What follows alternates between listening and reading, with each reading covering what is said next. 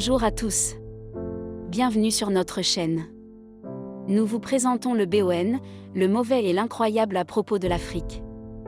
Dans la vidéo d'aujourd'hui, nous nous intéressons au Burkina Faso, comment le capitaine Ibrahim Traoré transforme le pays avec ses visions. Avant de commencer, veuillez cliquer sur le bouton d'abonnement et la cloche de notification pour être averti chaque fois que nous mettons en ligne une nouvelle vidéo. N'oubliez pas non plus d'aimer, de commenter et de partager si vous trouvez la vidéo intéressante.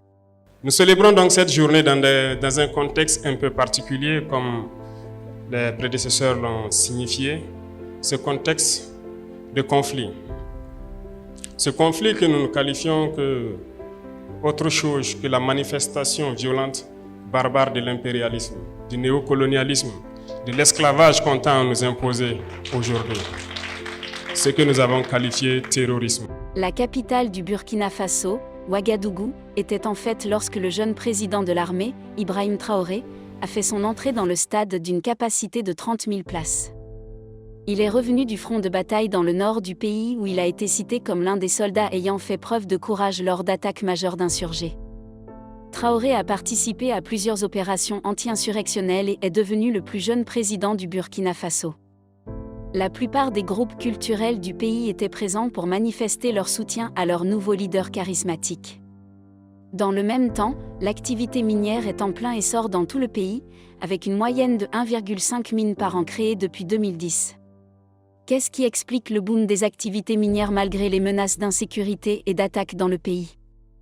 Les exonérations fiscales, la fraude fiscale et la possibilité de conserver jusqu'à 90% des actions et des revenus des sociétés minières rendent le pays exceptionnellement attractif pour mettre fin à des décennies d'exploitation au Burkina Faso. Le nouveau gouvernement militaire d'Ibrahim Traoré bloque toutes les échappatoires. Il a déclaré que son gouvernement avait décidé de créer une société pour tenter de reprendre le contrôle des sites miniers du pays et de permettre aux jeunes burkinabés de s'approprier, de gérer et de contrôler ses ressources. Il souhaite également que chaque région puisse produire une spécialité qui pourrait sûrement être dans le domaine de l'agriculture car le pays a beaucoup de potentiel dans ce domaine. Nous avons également des réserves d'eau naturelle, des lacs partout dans le pays, des rivières qui coulent et des barrages ici et là, qui ne sont pas exploités. Nous essayons de lancer dans chaque région et c'est pourquoi je vous annonce qu'il y aura un représentant de chaque région au niveau de la présidence en tant que chef de projet. Le processus est en cours. Ces représentants devront donc prendre en compte les préoccupations des jeunes et surtout des femmes qui se battent jour et nuit pour que nous puissions agir progressivement là où nous devons nous améliorer. La lutte que nous menons aujourd'hui contre le terrorisme ne peut être gagnée uniquement par les armes, mais aussi par le développement. Tant que les jeunes n'auront pas de travail, ils seront toujours tentés d'aller là où il est facile d'avoir de l'argent et cela aussi, nous devons le combattre. Nous devons également nous appuyer sur le ministère de l'Agriculture, qui dispose d'une très bonne base de données et auquel nous avons confié une mission spéciale afin de parvenir à l'autosuffisance alimentaire dans chaque région. L'un des défis les plus pressants auxquels le Burkina Faso est confronté et qu'Ibrahim Traoré doit continuer à combattre vigoureusement est la montée du terrorisme, principalement perpétré par des groupes affiliés à Al-Qaïda au Maghreb islamique, à l'État islamique dans le Grand Sahara et à d'autres factions extrémistes. Ces groupes exploitent les frontières poreuses, les espaces non gouvernés et les vastes zones peu peuplées de la région du Sahel pour établir leurs bases et lancer des attaques. Mines terrestres et engins explosifs improvisés. Les engins explosifs improvisés constituent une menace importante pour les populations militaires et civiles. Ces engins mortels sont souvent plantés le long des routes, des chemins et dans les zones agricoles, faisant des victimes, entravant les déplacements et les efforts de développement. La présence de mines terrestres a un impact profond sur les communautés locales, rendant la circulation dangereuse et empêchant l'accès aux services essentiels tels que les soins de santé et l'éducation.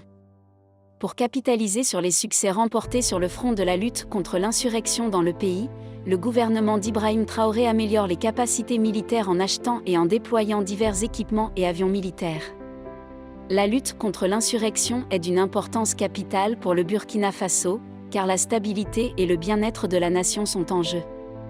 Le Burkina Faso, pays enclavé d'Afrique de l'Ouest, est aux prises avec une insurrection croissante qui menace sa sécurité et la vie de ses citoyens. L'insurrection en cours a entraîné une crise humanitaire qui a contraint des centaines de milliers de personnes à quitter leur foyer et à bouleverser leur vie. Assurer la sécurité et le bien-être de ces populations vulnérables est un impératif moral pour le Burkina Faso. À travers le Conseil national de la jeunesse que nous avons mis en place, il sera un incubateur majeur qui pourra permettre de relayer toutes les initiatives en faveur des jeunes dans les différentes régions. Je voudrais vous dire et j'insiste là-dessus de ne pas avoir peur des risques de l'entrepreneuriat, nous avons réglé tous les problèmes de fiscalité autour des questions. C'est un appel aux jeunes pour qu'ils entreprennent quelque chose, n'ayez pas peur de prendre des risques, pas de risque, pas de gain, alors lancez-vous, nous vous accompagnerons autant que possible et pour ceux qui se battent actuellement, nous essaierons de faire le maximum possible pour vous fournir les choses dont vous avez besoin. À ce stade, je voudrais rendre hommage à tous les jeunes qui se sont engagés, les VDP qui sont aujourd'hui sur le terrain, sous la pluie, sous le soleil et dans la boue.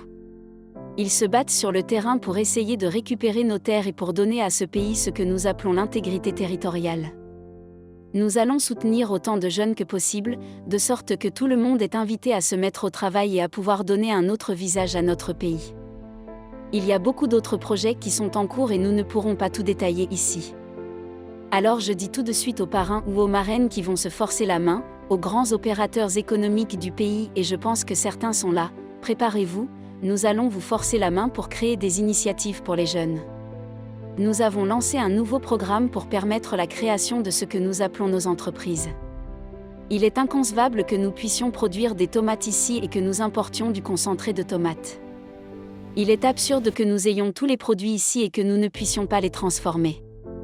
Nous avons lancé le programme entreprise et je vous invite à en profiter massivement car nous allons créer nos entreprises ici sur place et certainement développer notre pays. Notez que les impérialistes peuvent essayer de vous détourner et de vous faire dévier de l'objectif mais écoutez, visez loin, visez très loin, réfléchissez et voyez ce que nous pouvons réaliser pour notre pays. Aucun sacrifice ne sera de trop pour sortir ce pays de la situation dans laquelle il se trouve. Donc notre engagement, c'est pour un retour de la paix. Et notre boussole sera toujours ce peuple. C'est ce qui va nous guider tout le long de ces 21 mois. Nos objectifs ne sont autres que de donner un souffle de vie nouveau donc à tous ces compatriotes affligés par ce conflit. C'est aussi d'envisager un développement endogène en ne comptant que sur nous-mêmes.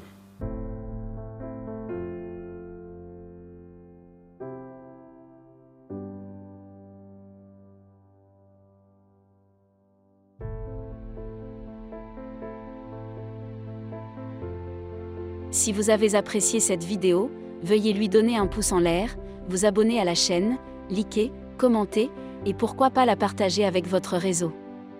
Merci d'avoir regardé, et rendez-vous dans la prochaine vidéo sur les choses les plus folles de l'Afrique.